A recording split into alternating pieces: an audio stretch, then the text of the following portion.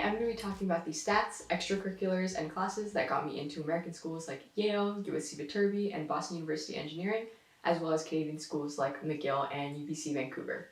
Before I get into it, don't forget to subscribe because I will be making videos about my essays for specific schools, and also comment if any of your questions are left unanswered by the end of this video, because I'd love to answer them, and if I get a chance, I'll probably make a Q&A before any of you who are applying early do so. Okay, so to start off, just so you guys know what kind of schools I got into, I'm going to be listing them all off really quickly and whether or not I got a merit scholarship. So Yale, USC Viterbi, I got a Dean Scholarship. Boston University Engineering, I got the Presidential Scholarship. Swarthmore, William&Mary, I got a full-ride scholarship to my state school, which is UH in Hawaii. And then for the Canadian schools, McGill, UBC Vancouver, Science, and Carleton University in Ottawa. I'm gonna warn first, please do not compare your profile absolutely to any one person that got into your dream school, because there is so much give when it comes to stats, and you can never say whether or not somebody's stats makes or breaks their college application. This is just a way for you to kind of get an idea. That said, there's obviously an advantage to having your school's target average or above their target average for stats. So to start off stats, I'm gonna start with the SAT. I was lucky that I took it once my junior year and I got 1550. I could have retaken it to try for 1600, but I decided not to, just because I didn't feel that the difference was worth paying to retake it. And I was able to get into a school like Yale with a 1550 and not a perfect. So you don't need that solid 1600 to get into an Ivy League. So for my GPA, my school didn't do any sort of weighting, regardless of whether or not you took honors, APs, etc. So you wouldn't be seeing someone with a 4.1, 4.2, 4.5 GPA like you might be seeing in some other people's college applications videos. So my GPA personally was a 3.89 unweighted. Actually, I think it might have been a 3.88 when I applied, something in that realm, so not quite a 3.9 even, but very, very close. So I feel like the transcripts are the parts of the videos that could get kind of boring, so I'm going to try my best to kind of go through this briefly and just highlight advanced classes and electives. So my freshman year, all regular classes except I was on the honors track for Japanese 2, geometry, and biology. My electives that year were engineering projects and intro to theater. And I kind of kept up with this theme of doing half theater and art and half something more engineering, tech, computer science throughout the rest of my high school career. So sophomore year, same regular except for honors in Japanese 3, Algebra 2 Trig, and chemistry. And then I did digital video as one of my electives, and then a higher acting class for theater, and then I also took a computer science elective. Junior year, I was in honors Japanese 4, advanced pre-calculus, and then AP Physics and US History. My electives were a performance theater class and then Comp Sci 2 in Java. So senior year, I took honors Japanese 5, which is basically the same thing as AP Japanese. We took the AP Japanese test at the end, so it's not called AP, but it's basically the same curriculum. And then I took AP Calc BC and AP Bio. And then my electives were an independent project in theater, where I wrote a play, and then I was app design. For extracurriculars, I did a number of things throughout my high school that were like all 4 years, so I ended up in a leadership position at the end. So for example, in the newspaper, I started as a staff writer, and then I went up to being a section head, I think my sophomore year, and then my senior year I was one of the 3 editors-in-chief for the newspaper. I also did robotics throughout high school, and for those of you who do robotics, I was involved with FTC and FRC, so First Tech Challenge, First Robotics Challenge.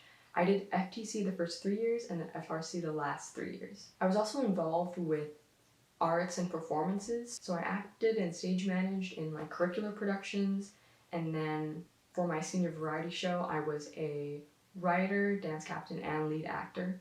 I also danced in the beginning of my high school career. I think I might have been on the dance team at a private studio either the year before high school started or the first year of high school. As far as jobs go, I held 2 major positions during the time that I was in high school.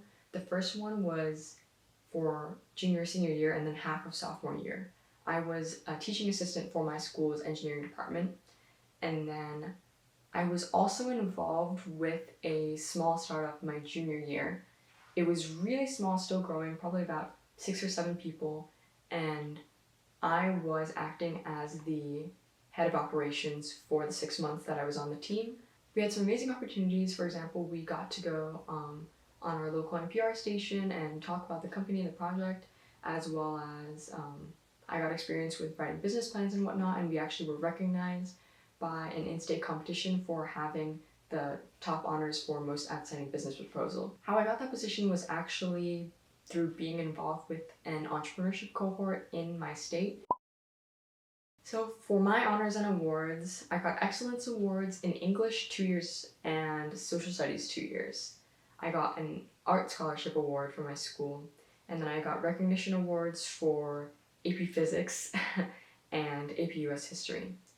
I also got, at the end of my junior year, an award for leadership or being a leader in the community from my school. A lot of people have asked me before about volunteer hours. Obviously, you should do service and you should give back to community, but do not do it in such a way that is obviously you're only doing it for college. It's better to actually find something that you are passionate about and genuinely desire to give back to the community through that than to just kind of rack up a bunch of different service opportunities so that you get the hours you need for college. I don't actually think the hours are a big thing that colleges look at. Okay, lastly, as a general information sort of thing, some of the schools had Common Apps, some of them did not have Common App essays, and some of them had no essays. So a school like McGill, at least if you aren't trying to get a merit scholarship, you basically have to write no essays, and it's completely based off stats. That's another thing. So Canadian schools tend to be a lot more rigid with their applications and admissions when it comes to stats. So schools in America tend to be a little bit more holistic, especially schools like Ivy Leagues and whatnot. They're really willing to look at the big picture. But schools like McGill and UBC, they're very, very particular with the kind of stats that they're expecting from their applicants. And I think UBC does have a clause somewhere where it says that they might still be willing to consider people who don't have the target stats, but I think McGill is a school where if you don't have the target stats for a department, you shouldn't even bother applying. I will say when it comes to the Common App, the only thing you can do is start writing as soon as possible if you haven't already. You definitely should have started. Another thing is that if the Common App is keeping you from writing your supplements, then just focus on writing your supplements. You can't be not writing both. You have to be working on either or. The thing about supplements is that a lot of them are actually really fun, especially if you get into it and start researching and pour your personality into every question. I would say put a lot of thought and research into your supplemental essays. For example, I remember there was a supplemental question for the Yale application this past year where you had to propose someone that you wanted to speak at Yale and for what reason. Because you have to research to make sure that your person has not given a talk at Yale yet. And in the process of researching, you'll naturally kind of find yourself in this wormhole of things that excite you and that you're passionate about. And if you get to the point where you're just losing yourself in these different supplemental essays, you're in a great open mindset. So I hope learning about my stats and hearing some advice was helpful for you. Don't forget to subscribe and comment down below for that Q&A I mentioned earlier, because I will be talking more about essays and other college stuff in the future. Alright, bye bye.